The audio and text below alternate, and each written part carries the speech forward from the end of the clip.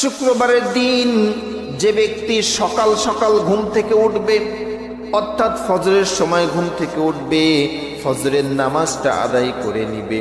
ফজরের নামাজ শুক্রবারের দিন এত গুরুত্বপূর্ণ, নবীজি বলছেন যত নামাজ আছে সকল নামাজের মধ্যে শুক্রবারের দিন ফজরের নামাজটা অধিক উত্তম। বলুন সুবহানাল্লাহ।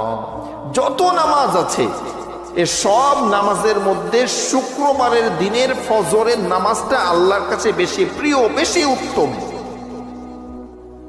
সারা সপ্তাহের নামাজ যত ফরজ আছে, যত প্রকার নামাজ আছে, এর সকল নামাজের মধ্যে শুক্রবারের ফজরের নামাজটা উত্তম নামাজ। এজন্য এই শুক্রবারের দিনের ফজরের নামাজের বিষয় আমাদেরকে সচেতন